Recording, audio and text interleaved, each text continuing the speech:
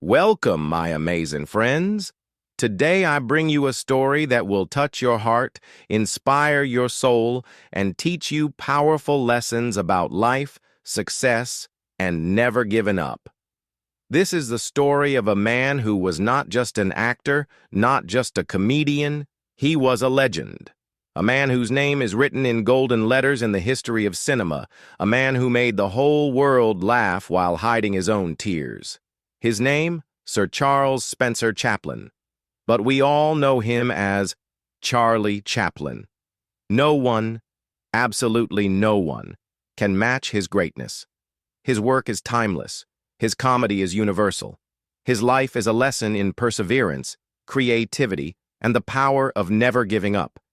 Even today, decades after his time, he lives in our hearts. His movies still bring joy. His struggles still inspire, and his story? Oh, my friends, his story will show you that no matter how hard life gets, you must keep going. This is not just a story. This is a journey of pain, rejection, poverty, success, and immortality. Watch till the end, because this story is perfect for your English learning and will motivate you like never before. Are you ready? Let's begin. Charlie Chaplin was born in the heart of London, England, on April 16th, 1889. His parents, Hannah Chaplin and Charles Chaplin Sr., were both performers in the world of music and theater. They entertained crowds, sang songs, and lived for the stage. But life had different plans for young Charlie. His father was an alcoholic, a man who drank himself into oblivion. He abandoned his family when Charlie was just a little boy. His mother, Hannah, was left alone to raise two children, Charlie and his older half-brother, Sidney. And if you think life was kind to them, you are wrong. They lived in poverty, extreme, unbearable poverty. Sometimes there was no food on the table. Sometimes Charlie had to go to bed hungry. Sometimes his mother would pretend to eat, just so her children could have a little more. They moved from one small, dirty room to another. They lived in fear of being thrown out. But Charlie, he was a child. And children, no matter how hard life is, still find ways to smile. Charlie's mother, Hannah, was a talented singer and actress. She performed in theaters, hoping to earn a few pennies to feed her children. Charlie loved watching her. He would sit backstage mesmerized, dreaming of one day standing in front of an audience. But fate struck again. One terrible night while performing in a theater, Hannah lost her voice. She could not sing. She tried, but her voice was gone. The audience shouted. They threw things at her. They wanted her off the stage. And then, something magical happened. A little boy, just 5 years old, walked onto the stage. Charlie. He picked up the microphone. He sang. He danced. And the crowd? They roared with laughter. They clapped. They cheered. That was the first time Charlie performed in front of an audience. The first time he felt the magic of making people laugh. And deep inside, he knew. This is what I was born to do. But life was cruel. After many years of being poor, hungry, and sad, Charlie's mother lost her mind. She was sent to a mental hospital. Charlie and his brother were left alone with no family, no money, and nowhere to go. They became street children, wandering, begging, fighting for survival. Imagine this. A small boy, cold and hungry, walking the streets of London, looking through trash cans for food. That was Charlie Chaplin. But did he give up? No. Did he lose hope? Never. He kept going, because he had a dream. And my friends, this is where his real journey begins. Charlie Chaplin was now just a small, hungry, and abandoned boy walking the streets of London. He had no home, no parents to care for him, no money, and no idea where his next meal would come from. He and his older brother Sidney were forced to live in workhouses, terrible places where poor people were sent to work in exchange for food and shelter. These places were cold, cruel, and full of suffering. Charlie was just 7 years old when he first entered one of these workhouses. Imagine a child, so small, so innocent, being thrown into a world of hard labor and pain. He was separated from Sidney and sent to another workhouse alone.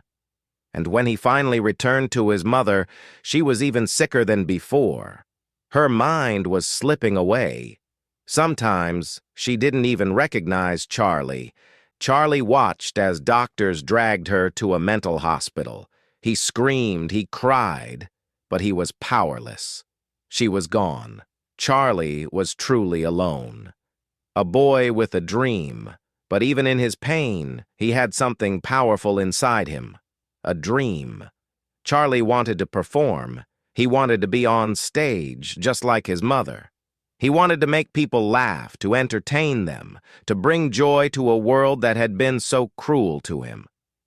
But where would a poor homeless boy go? How would he even start? The first steps towards the spotlight. Charlie knew he had only one option: to work and fight for his dream. He was still a child, but he started looking for small jobs. He washed dishes, delivered newspapers, and even worked as a toy maker. But no matter what job he did, his heart was always on the stage. Then one day he saw a group of street performers acting and making people laugh. Something inside him told him, "This is it.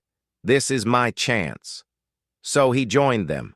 He started performing on the streets, dancing, singing, doing small comedy acts. At first no one cared. People just walked past him. But Charlie didn't give up. He kept performing. He kept improving. He watched other comedians, studied their movements, their timing, their expressions. And slowly, people started noticing him. They stopped to watch. They started laughing. And for the first time in his life, Charlie felt something magical. He had the power to make people happy. At the age of 14, Charlie got a huge opportunity. He was hired by a theater group called the 8 Lancashire Lads. It wasn't much. He was just a small part of the group, but it was a start. He worked harder than anyone. He learned every move, every trick. He practiced day and night. And his talent? It shined. One day, a theater director saw him and said, "This boy is special. He's different." Charlie was given bigger roles, more responsibilities, and then, at 16 years old, he landed his first major acting role in a play called Sherlock Holmes. Charlie was no longer just a street performer. He was now acting in real theaters in front of big audiences. People loved him. Directors saw something in him. His expressions, his movements, his ability to make people feel emotions without even saying a word. And then, something happened that would change his life forever. Hollywood came calling. In 1910, Charlie was given a once-in-a-lifetime opportunity to go to America. He was invited to join a famous comedy troupe called Fred Karno's Company, which performed in the United States. This was huge. America was where dreams came true. Charlie packed his bags and stepped onto a ship, crossing the ocean towards his future.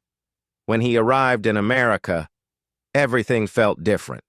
The streets were bigger, the people were louder, the energy was electric, and most importantly, Hollywood was there. Charlie knew one thing: this is where I belong. This is where I will become a star. In 1913, a film company called Keystone Studios noticed Charlie. They gave him a small role in a silent film. It wasn't much, but Charlie saw an opportunity.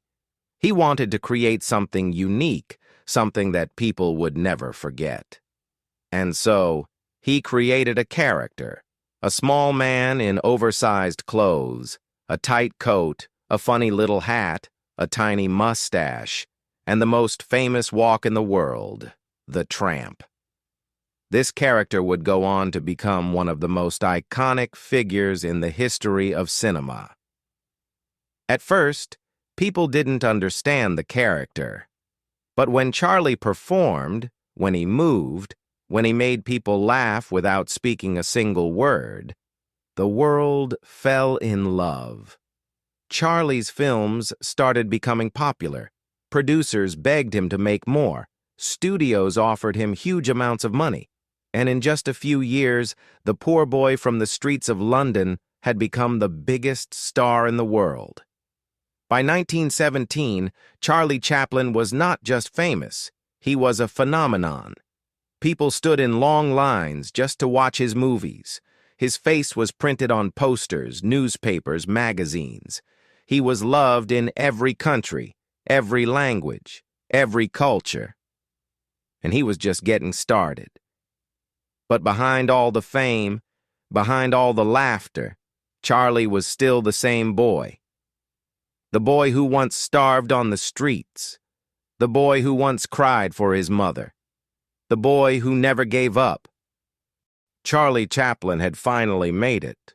The poor, hungry boy from London streets was now the biggest movie star in the world. He was not just famous, he was loved. Millions of people watched his movies. They laughed, they cried, they cheered. But behind all the success, Charlie knew something. This was just the beginning. Now he wanted more. He didn't just want to act. He wanted to control everything. The stories, the direction, the music, the emotions. He wanted to create movies his way, but Hollywood didn't like that. At that time, actors were controlled by movie studios. The studios told them what to do, how to act, and even what movies to make. But Charlie Chaplin was different. He said, "No one will control me. I will make my own movies, my way." And so, in 1918, he did something that shocked the whole industry. He built his own studio, Chaplin Studios. Now, he was his own boss. He could create whatever he wanted and no one could stop him. This was a game changer. And then he made a movie that would become one of the most legendary films of all time. In 1921, Charlie released a film called The Kid. It was not just a comedy, it was his story. The story of a poor man and an orphaned boy. A story about hunger, struggle, and love. It was funny but also emotional. People laughed, people cried. The whole world fell in love with this movie. And at that moment, Charlie knew. Movies were not just entertainment. They were powerful. They could change lives, and he was going to use them to change the world. With every movie, Charlie became more powerful. Hollywood had never seen anything like him. Studios were paying actors $10 a week. But Charlie? He was earning $1 million per movie. He became the richest and most powerful actor in the world. And yet, he never forgot his past. He still remembered the days when he had nothing to eat. He remembered his mother sitting alone in the mental asylum. So even when he had everything, he never stopped working hard. He would spend months, even years, making just one film. Every little movement, every small joke, every tiny detail. He planned everything. Because he didn't just want to make movies, he wanted to make history. And then he did something no one believed was possible. By the late 1920s, Hollywood was changing. A new kind of movie had arrived, movies with sound. For the first time, actors could speak on screen. Silent films were dying. Everyone told Charlie, "Forget silent movies, start making talking films." But Charlie refused. He said, "Movies don't need words. Emotions are more powerful than words." And in 1931, when the world thought silent movies were dead, he released City Lights. It was one of the most emotional, beautiful films ever made. Even though it had no dialogue, people cried watching it. The final scene, where Charlie's character looks at a blind girl, it is one of the greatest moments in film history. Even today, people call it the greatest silent movie ever made.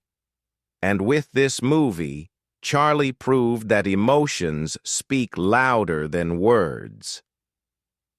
By the late 1930s, the world was changing again.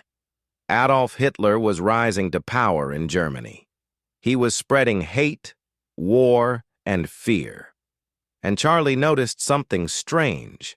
Hitler had the same mustache as him. People started comparing them. So, Charlie made a decision. He would use his comedy to fight against Hitler. In 1940, he made a movie called The Great Dictator. It was his first talking movie. And it was not just a comedy. It was a message to the world. In the final scene, Charlie gives a speech, one of the most powerful speeches in history. We think too much and feel too little. More than machinery, we need humanity. Let us fight for a world of reason. Let us fight for freedom. The world listened. The speech became legendary. Even today, it is watched by millions of people. It was proof that Charlie was not just a comedian. He was a fighter, a voice for the people. But Hollywood didn't like this. Charlie was too powerful, too independent, and some people didn't like his political messages. So they turned against him. They accused him of things he never did. They spread lies about him. And finally, in 1952, they forced him to leave America. Charlie was kicked out of the country he had helped build. Heartbroken, Charlie moved to Switzerland. He stopped making movies. He lived a quiet life with his family. But the world never forgot him. Then, in 1972, after 20 years, Hollywood realized their mistake. They invited Charlie back. At the Oscars, they gave him a standing ovation, the longest in history, 12 minutes of applause. Even after everything, Charlie had won, because he was not just an actor. He was a legend. Charlie's life teaches us one thing: never give up, no matter how hard life gets, no matter how poor you are, no matter how many people try to stop you. If you have a dream, fight for it. Charlie was a homeless boy with nothing, but he became the most loved man in the world. But behind his fame, his success, and his laughter, his personal life was full of struggles. People betrayed him, governments turned against him, and even after his death, something shocking happened. Now we will reveal his complicated love life, his biggest betrayals, his final years in Switzerland, and the shocking story of how his dead body was stolen from his grave. Charlie Chaplin was a genius, but in love, he was very complicated. He fell in love too easily, and many times his relationships ended in pain and drama. Charlie was married 4 times in his life. His first 3 marriages failed. Each time the woman left him, took his money, and sometimes even took him to court. People started saying, Charlie can make the whole world happy, but he cannot find happiness in love. But then, something changed. In 1943, when Charlie was 54 years old, he met Una O'Neill. She was just 18 years old. People said, she is too young for him. But Charlie didn't care. For the first time, he had found true love.